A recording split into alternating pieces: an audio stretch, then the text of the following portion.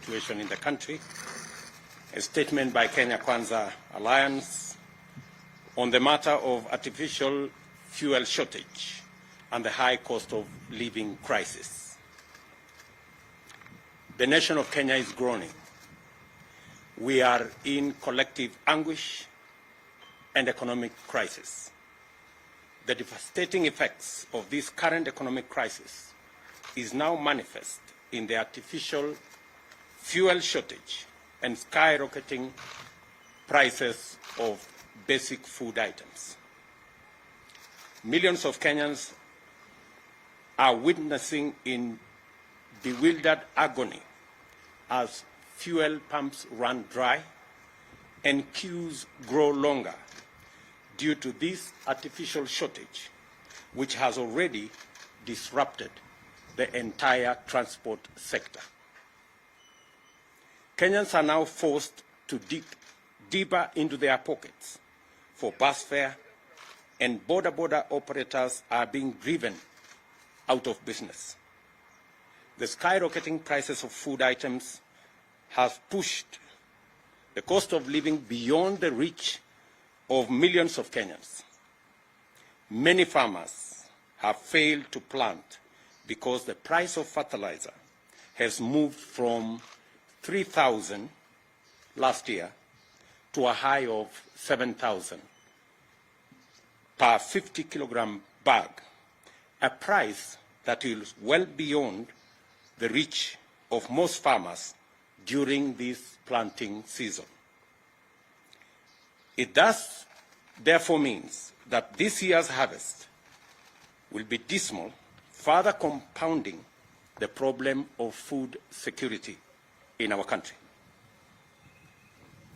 Cooking gas that was retailing as 2,300 in February, just 2 months ago, is now sold at Kenya shillings 3,350. The price of 10 liters of cooking oil, which was retailing at 1,450, now is selling at 3,100. And as already stated, fuel shot up from Kenya shillings 135 per liter of petrol to between 150 shillings and 205 in some parts of our country. Hospitals that rely on fuel to maintain life support equipment are equally in a crisis. The government of Kenya knows that millions of households cannot cope with these prices. The largest casualties, naturally, of this crisis is the vulnerable in our society.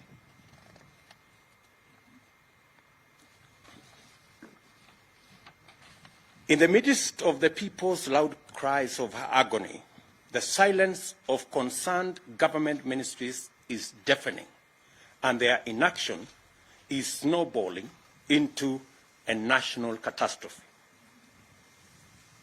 Kenyans are calling on the National Treasury and the Ministries of Energy, Petroleum and Agriculture to address, among other issues, the following. Noting that there exists a consumer protection mechanism to cushion Kenyans from adverse fluctuation in fuel prices, this mechanism is financed by the taxpayer at the pump through the Fuel Levy Fund. We ask, where is the 39 billion shillings Petroleum Development Levy Fund meant for the fuel subsidy program as this crisis deepens? The Auditor General has already raised questions on the irregular and illegal diversion of these consumer protection funds to state agencies and unnamed private entities. She has also decried abuse on the petroleum import system in favor of some preferred and politically connected oil marketers deliberately depriving Kenyans of the subsidy mechanism. Can the Treasury also confirm or deny that the diversion of funds has been used in debt servicing and infrastructure development without the approval of the National Assembly?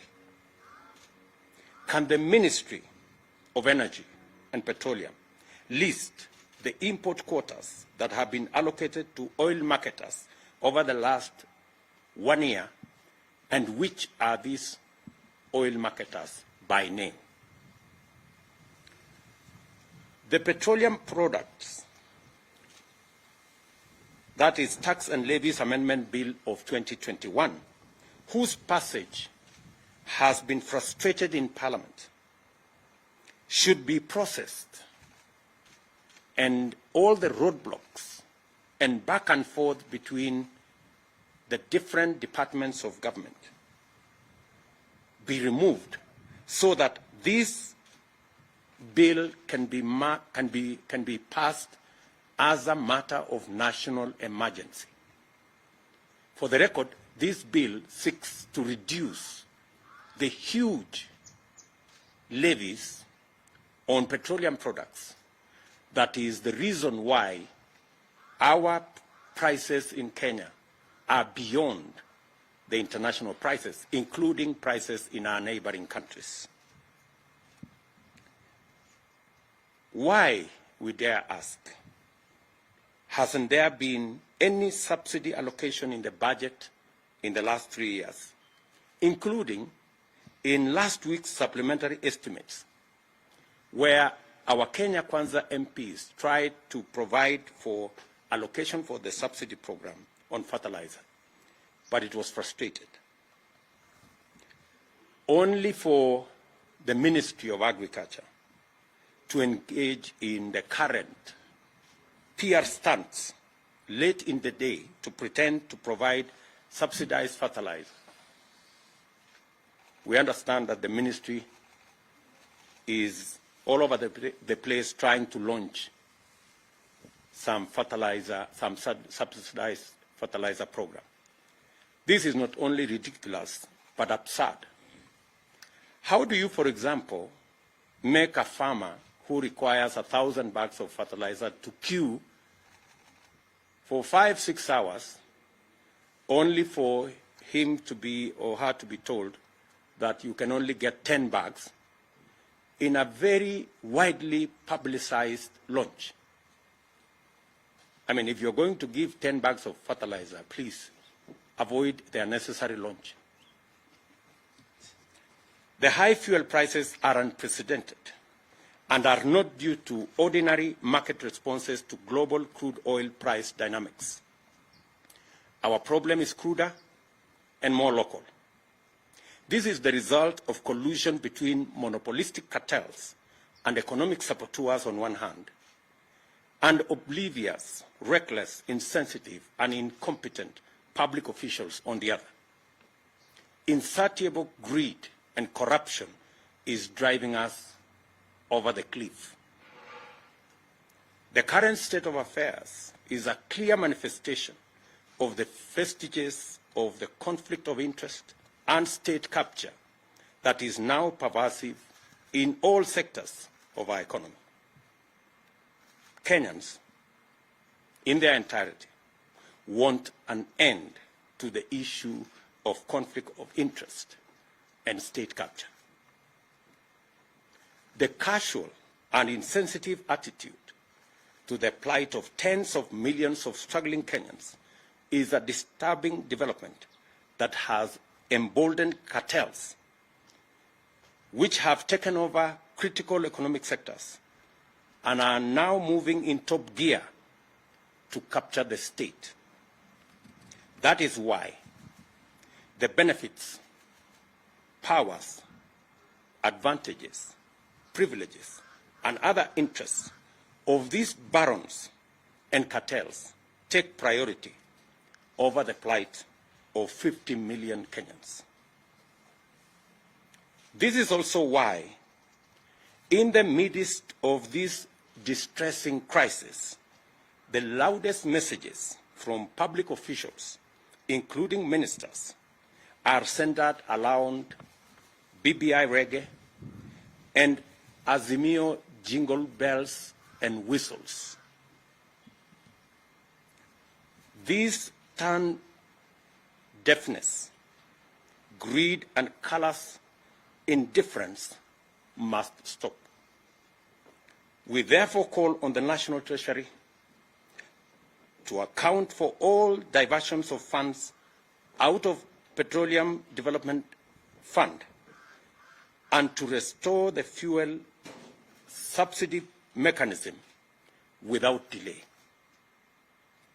The Treasury must rise to its constitutional accountability and live up to the Public Finance Management Act. Failure to do the right thing will convert the National Treasury into a cog in state capture and corruption that will destroy our country. We demand that public officials responsible listen to the agonized cries of millions of suffering Kenyans and abandon their exclusive and destructive subservience to cartels and barons of state capture and do something about the rapidly deepening economic crisis. This is a statement by Kenya Kwanza. I will take one or two questions just to clarify the statement that we have made.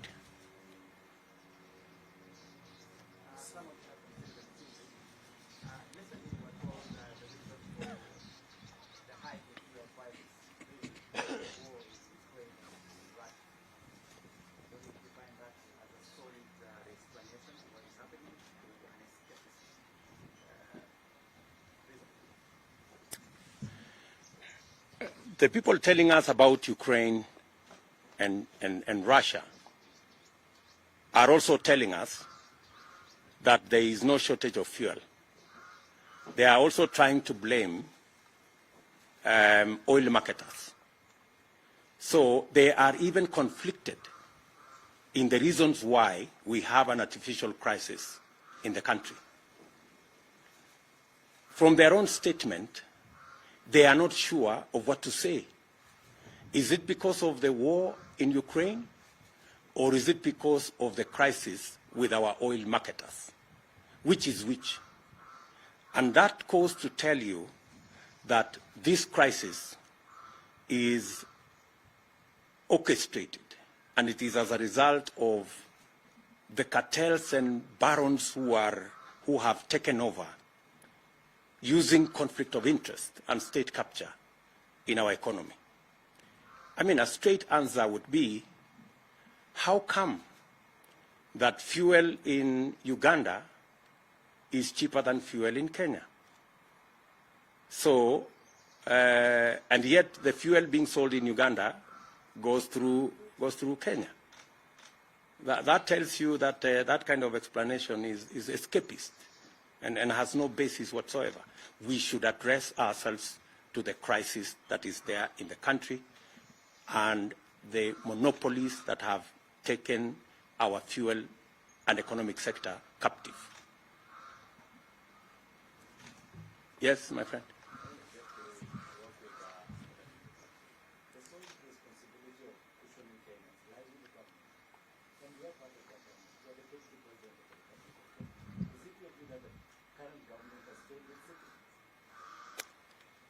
Kiru, Yanet, you don't live in Kenya.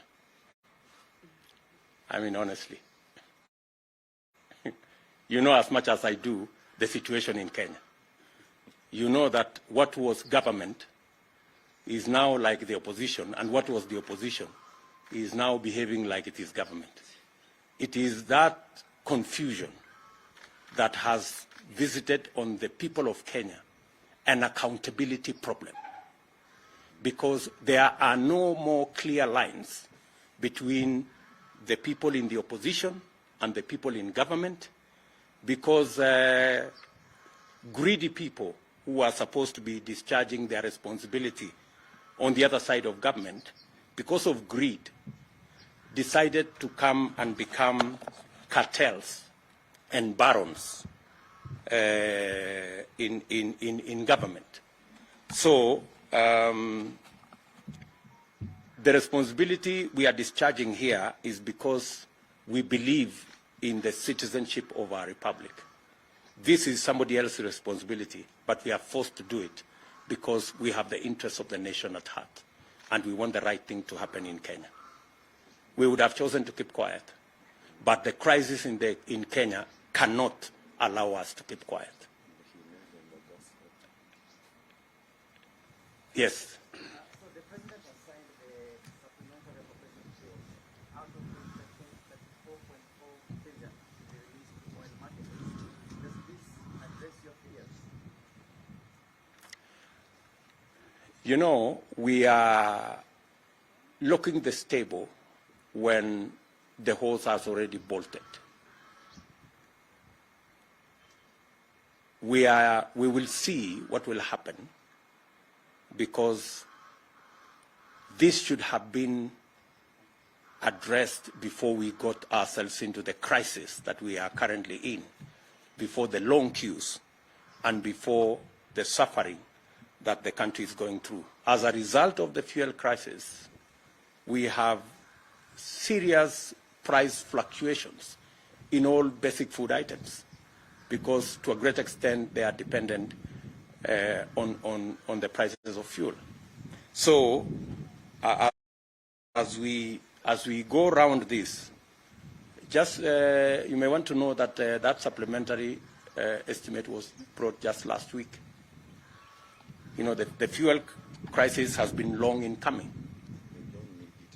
and you actually don't need the supplementary estimate to be able to deal with this. There was already money in the Petroleum Development Fund. Where did that money go?